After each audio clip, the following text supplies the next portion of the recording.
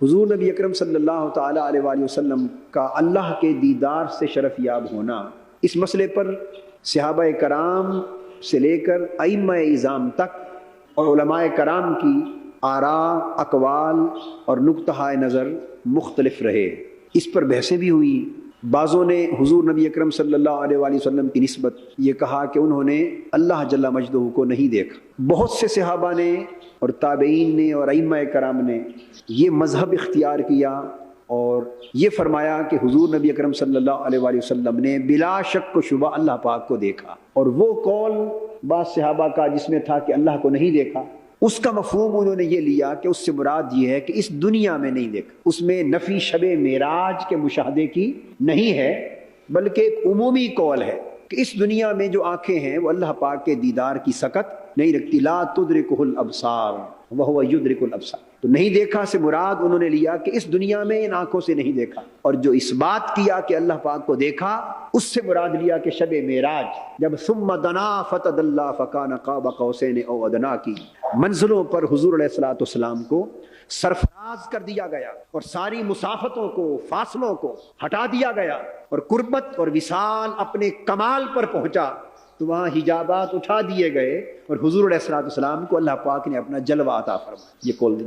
سیدنا امام حسن بصری رضی اللہ تعالیٰ عنہ، یہ حضرت عبداللہ ابن عباس رضی اللہ تعالیٰ عنہ کا قول اور بہت سے صحابہ کا ہے، مگر امام حسن بصری رضی اللہ تعالیٰ عنہ جب حضور علیہ الصلوۃ والسلام کی نسبت رؤیت باری تعالیٰ، اللہ کے دیدار سے شرف یاب ہونے کی بات آتی تو آپ اللہ کی قسم کھا کر کہتے کہ اللہ کی قسم ہے حضور علیہ السلام نے اللہ کو دیکھا، اللہ کو دیکھا، اللہ کو دیکھا۔ اس مسئلے پر ان کے شرح صدر اور ان کے یقین کی پختگی کا عالم یہ تھا۔ اور امام احمد بن حنبل رحمۃ اللہ علیہ سے پوچھا گیا تو آپ نے فرمایا ہاں رأى رسول اللہ صلی اللہ علیہ وآلہ وسلم ربہ، رأى ربہ، رأى ربہ، رأى ربہ، فرمایا کہ ہاں حضور علیہ السلام نے اللہ کا دیدار کیا، اللہ کا دیدار کیا، اللہ کا دیدار کیا، حتی انقطع نفسہ، اور یہ فرماتے رہے حتیٰ کہ ان کا سانس رک گیا، یعنی بار بار ان کلمات کو دہراتے رہے سانس کے ختم ہونے تک۔ مقصد کیا ہوا کہ نعیمہ کو اس مسئلے پر اتنا یقین کامل تھا کہ وہ پوری قطعیت کے ساتھ اسے بیان کرتے۔ اس مسئلے پر مختلف اقوال ہیں، مگر مذہب مختار اور اکثریت صحابہ کرام کی، تابعین کی اور ائمہ و محدثین کی اکثریت اس طرف گئی ہے کہ حضور علیہ السلام نے اللہ پاک کا دیدار کیا، اور بعضوں نے پھر یوں کہا کہ دیدار کیا اور آنکھوں سے دیدار کیا، بعضوں نے یہ کہا کہ حضور علیہ السلام نے اللہ جل مجدہ کی آنکھوں سے دیدار کیا اور زیارت کی، بعضوں نے کہا آنکھوں سے نہیں دل سے دیدار کیا، بعضوں نے کہا دل اور آنکھوں سے دونوں طریقوں سے دیدار کی۔ یہ مختلف اقوال، یہ ایک علمی چیز ہے۔ آج میں ان کے اندر ایک تطبیق کی ایک صورت عرض کرنا چاہتا ہوں کہ مختلف اقوال ہیں تو انہیں اگر یکجا کر کے ساروں کو ایک بنا کے سمجھا جائے تو ایک صورت تطبیق کی بھی ہے، ایک صورت تطبیق کی بھی، کہ آنکھوں سے بھی دیکھا اور دل سے بھی دیکھا، اور یہ کہنا کہ آنکھوں سے نہیں دیکھا بلکہ دل سے دیکھا، اور قرآن کا کہنا کہ دل نے اسے نہیں جھٹلایا جسے ہمارے محبوب نے آنکھوں سے دیکھا۔ تو ان ساری باتوں کا معنی کیا ہے؟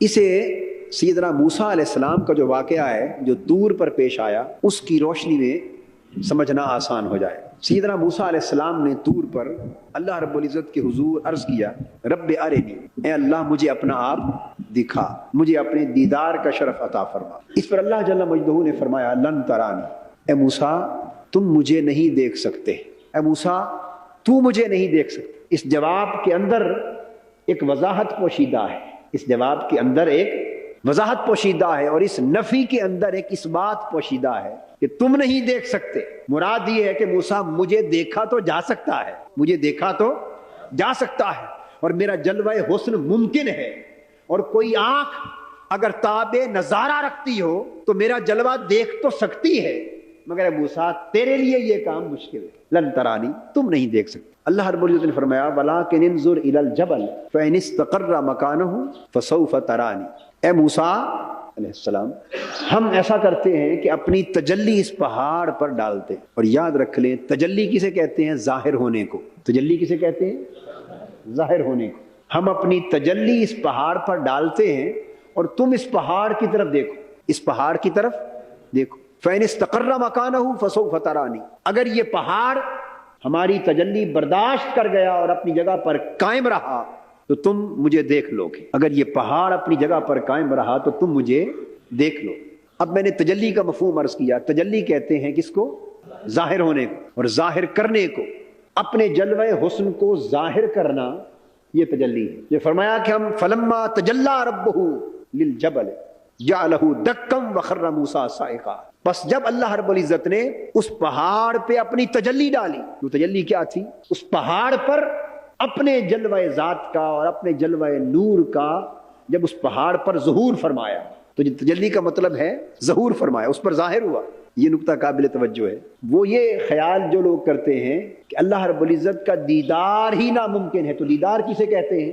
دیدار کہتے ہیں کہ آنکھ پر کسی کا جلوہ ظاہر ہو جائے، آنکھ پر کسی کا جلوہ ظاہر ہو جائے، بس یہی دیدار ہے۔ اگر اللہ کا جلوہ حسن ظاہر نہیں ہوتا تو پہاڑ پر کیا ہوا؟ فلما تجلی ربہ للجبل، جب اللہ پاک اس پہاڑ پر اس نے اپنے جلوہ حسن کو ظاہر کیا، پہاڑ پر اپنے جلوہ حسن کو ظاہر کیا، پہاڑ پر ایک ظہور فرمایا، یہ ہے تجلی ڈالی کا معنی۔ پہاڑ پر اپنے جلوے کو ظاہر کیا، جعلہ دکن، وہ ظہور جلوہ ذات کو برداشت نہ کر سکا اور ریزہ ریزہ ہو کر جل اٹھا۔ وخر موسیٰ صاعقا، اور موسیٰ علیہ السلام نے اللہ پاک کے اس پہاڑ پر اس ظہور حسن کا جو نظارہ کیا تو پہاڑ تو راکھ راکھ ہو گیا، ریزہ ریزہ ہو گیا، اور موسیٰ علیہ السلام پر اس کا اثر یہ ہوا کہ وہ بے ہوش ہو کر نیچے گر پڑے۔ تو جو اثر پہاڑ پہ ہوا وہی اثر موسیٰ علیہ السلام پہ ہوا، جو اثر پہاڑ پر ہوا وہی اثر موسیٰ علیہ السلام پر ہوا، مگر فرق یہ تھا کہ پہاڑ پر براہ راست ظہور ہوا،